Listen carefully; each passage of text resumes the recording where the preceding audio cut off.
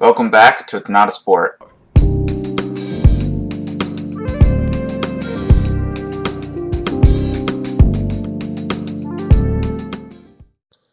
Welcome back to It's Not a Sport. We have a lot of small announcements and things that are going on right now currently in the gaming industry, in the gaming world.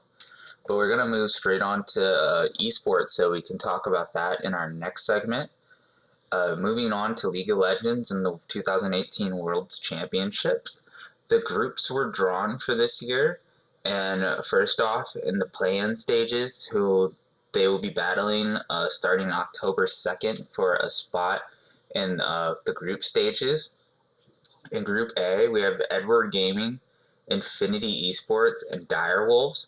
For Group B, we have Backlon's Supreme Massive. I think that's the same team from last year that was like 1987 or something that everyone was complaining about their name being awful. And I think they changed it, but it's still pretty awful. Then we have Ascension Gaming and G2 Esports.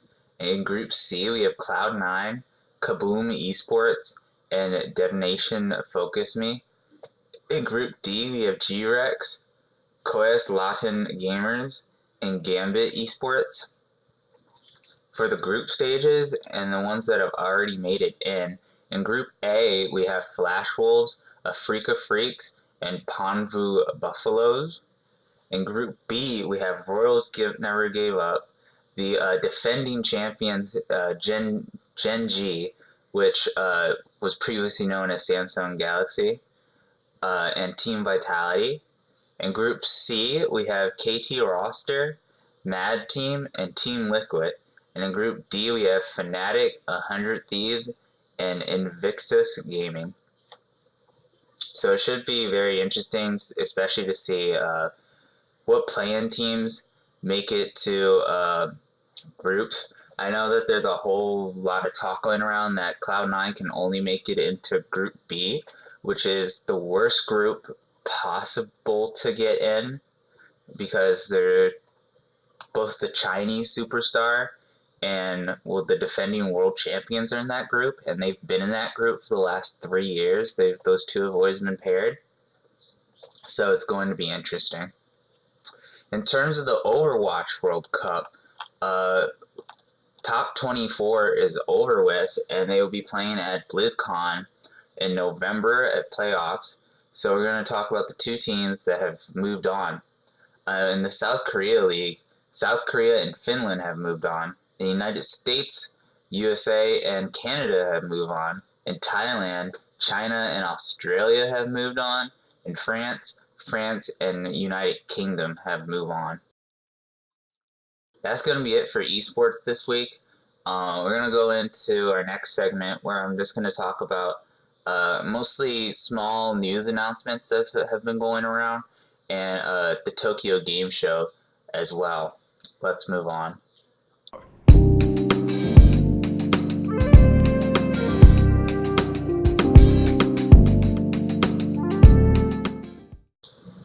Alright, so this episode is probably going to be on the short end. I also apologize for getting this episode out a little bit later than usual.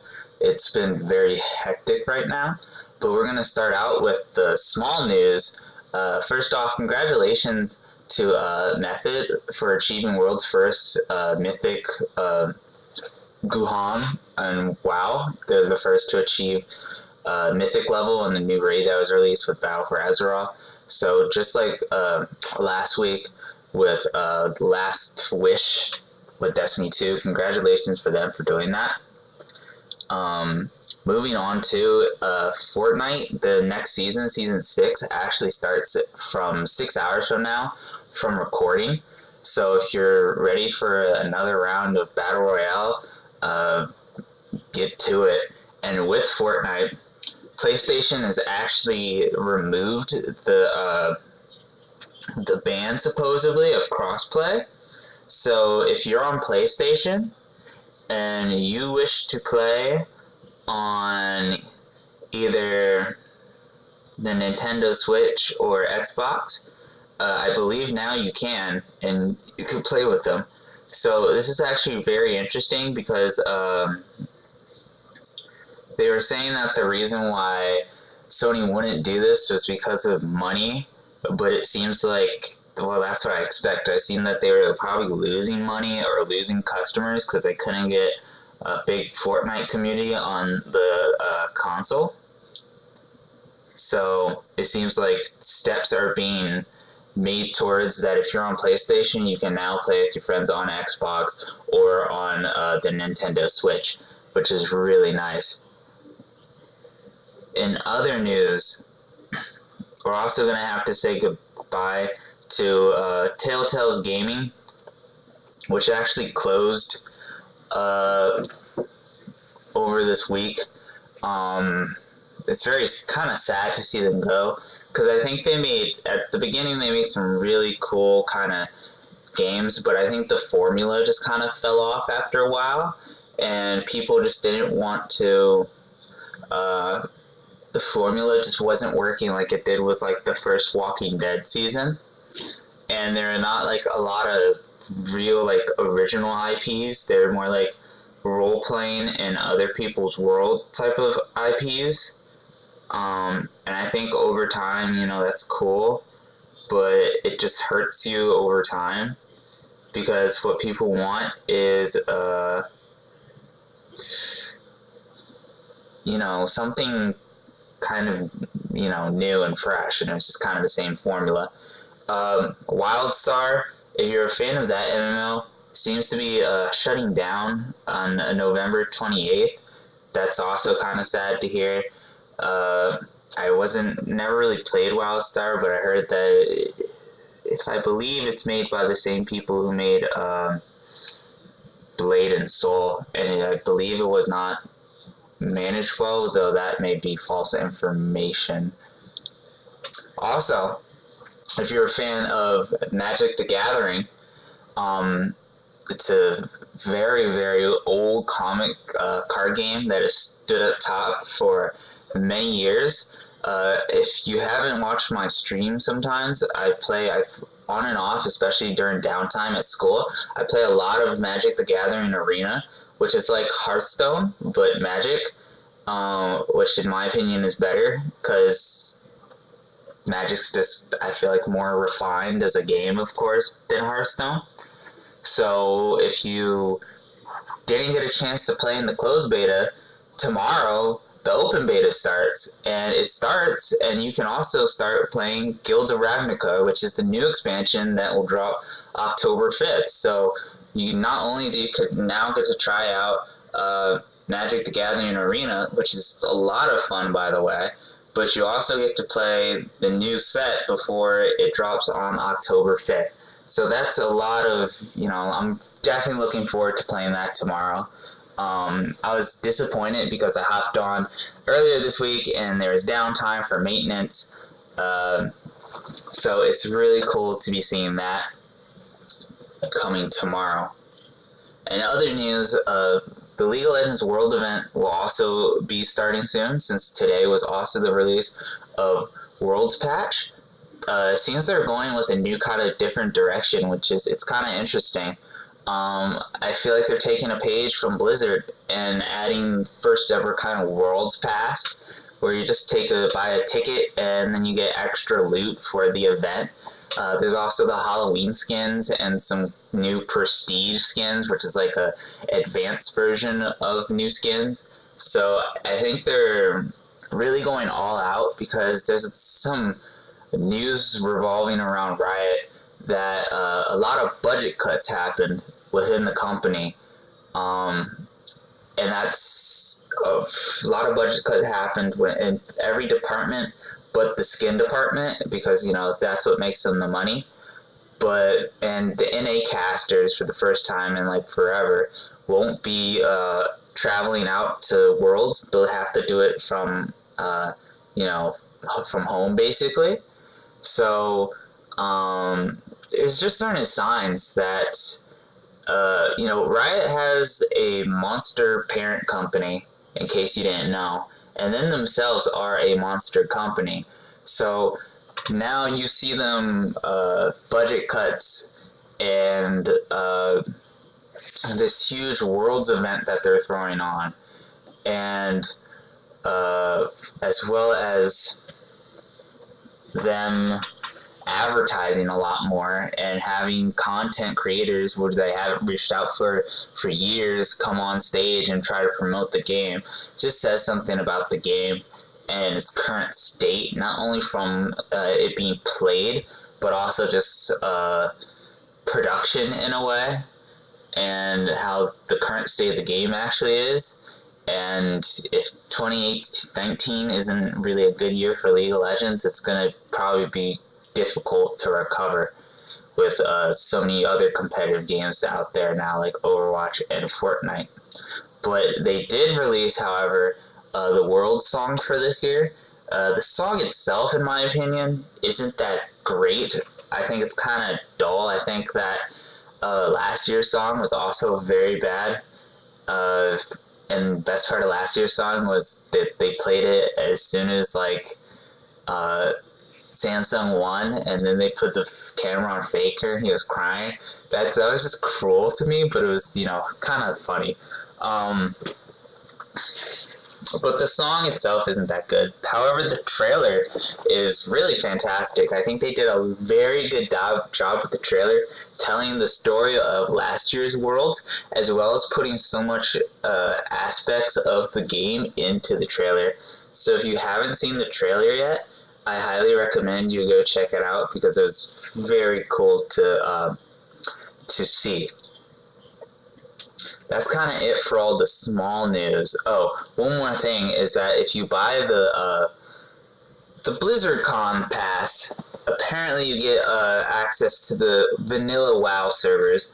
So that was announced last year's BlizzCon that they were bringing back Vanilla WoW. And if you ever want to play Vanilla WoW again, or for the first time, I think that now is, check it out.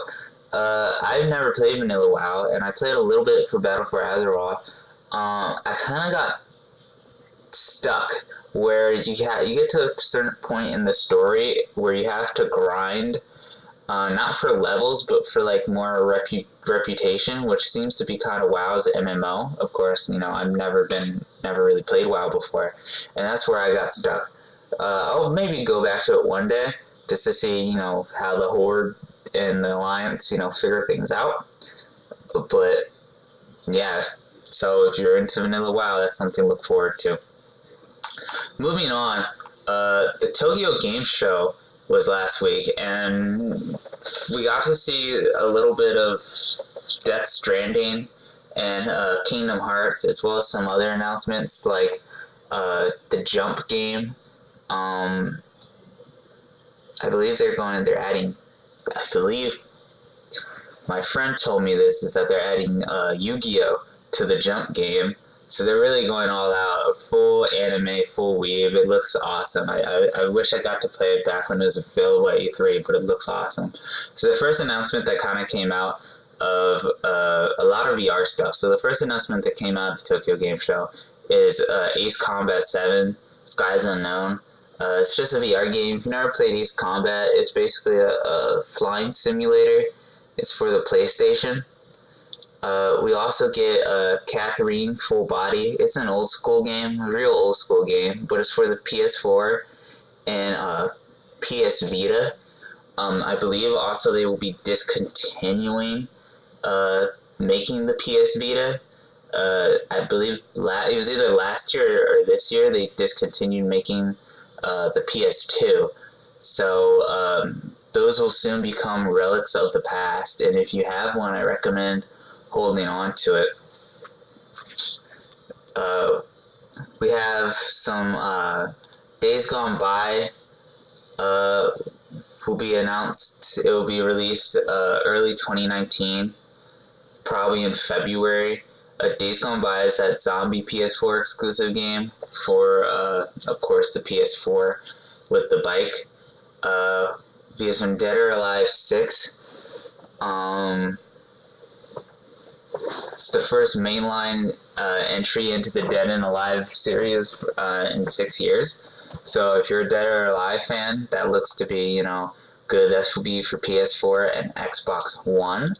Death Stranding appeared, like I said before, and they showed a little bit of a gameplay teaser. It was like a minute, and again, Kojima's really keeping this game close to the chest, so to speak. He's not letting anything. There's nothing to be talked about, nothing to be really shown. This was kind of an action scene where it looks like a boss intro cutscene where you're about to fight some sort of dog monster. But yeah, that was it. Again, just like the trailer at E3, where you're just kind of walking around and it's just a pizza delivery man or a baby delivery man. There's really nothing to be shown. The game, I believe, was announced at the same time Spider-Man was released, or Spider-Man was announced. That was 2016. Spider-Man came out this year. Death Stranding, nowhere to be seen. So it's kind of getting, what's going on. We have some more PS4 VR games. Devil May Cry 5 got a trailer. Looks good. I think I'm not a Devil May Cry 5 fan, or I never played Devil May Cry, but I think they're really going towards their target audience, and they're really trying to appeal to, Devil May Cry fans. Dragon Quest Builders 2 will be on the PS4 and the Switch. Dragon Marked for Death is a game that will also be on the Switch. Everybody Golf's VR is going into PlayStation VR. So it seems like Japan's really the people who are pushing the VR industry. They really want their Sword Art Online and their all their Enter Trapped in Video Game mangas and animes. So it seems like they're really trying to push that as much as they can, which is good because I think it should be pushed, and I think that no one else here in at least the United States and the Western market are really trying to push VR that much, but I think it should definitely be pushed because that's basically what video games are kind of right now. It's just VR. The Ghost of Tsushima appeared, another PlayStation exclusive that they showed off at this year's E3. Judge Eye, PS4, they showed this off. It's by the same people who make the Yakuza series. Should be interesting. Kingdom Hearts 3. Honestly, it's not coming out this year, but it's my most anticipated game for 2019 right now, and it's what I'm really looking forward to. Probably the top game on my list. They released the Big Hero 6 trailer. The box cover art, which is beautiful by the way, really shows off that this is probably the end game of Kingdom Hearts. And they also believe they showed off a boss battle demo where you're fighting a doll in the Toy Story world. It's nice to see that Square Enix is releasing, even though it's kind of the same stuff and we've seen it over and over again, they're still releasing on it, and just every little bits of trailer just reveal a bit more of the story. And this is kind of, I think, their strategy, where they just released kind of the same world, so you don't get too much, but you still understand what may happen or what's going on. It just keeps you guessing, and I think that's why Square Enix is just such a well-rounded company, because I feel like all the marketing and production and everything that they put into Kingdom Hearts, as well as when Final Fantasy 15 was coming out, are all hints to what the game is going to be. And that's why I feel like I put so much faith into the game, because everything that they do, like the art, the music, it's just beautiful, and it really just gets me more excited to see Sora's journey continue, because this game takes place immediately after, I believe, the last Kingdom Hearts, which was a handheld game, which, handheld games aren't amazingly popular.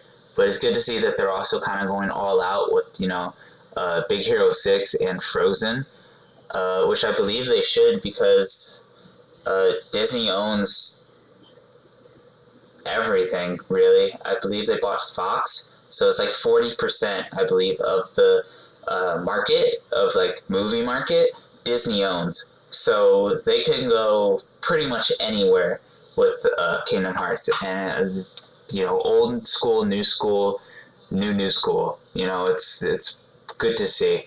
Mega Man 11, they showed off it'll be on the PS4, Xbox One, the Switch, and the PC. They showed off some Ninjagla, which is a Switch game, and it seems to be very similar to Splatoon. There's a Persona 5 cafe that you could go to, apparently, that's awesome. And it was set up so you go up and then you could play Persona Q2, which seems to be a 3DS game, which is interesting that there's that they this was probably actually in development while Persona 5 was going into development, because Persona 5 was a great game, because Nintendo says they're going to still support the 3DS, but as a developer, when the Switch exists as a better handheld console, there's no real reason to support the 3DS anymore. Resident Evil 2 Remake got some a booth and was shown off.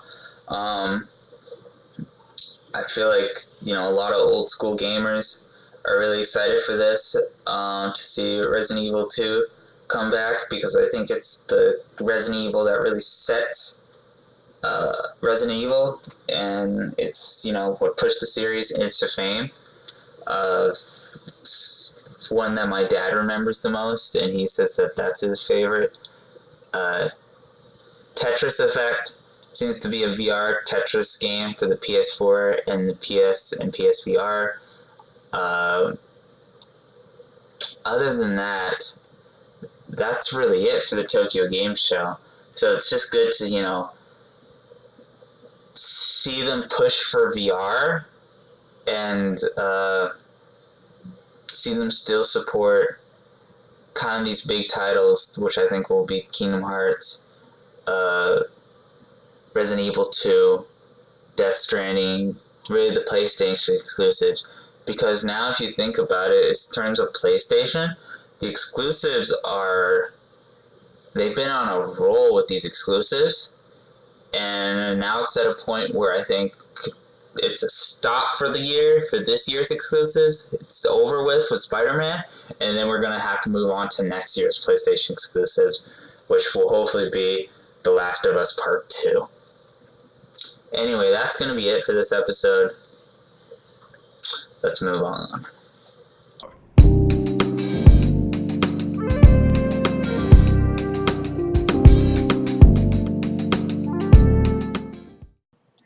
Thanks for watching It's Not a Sport.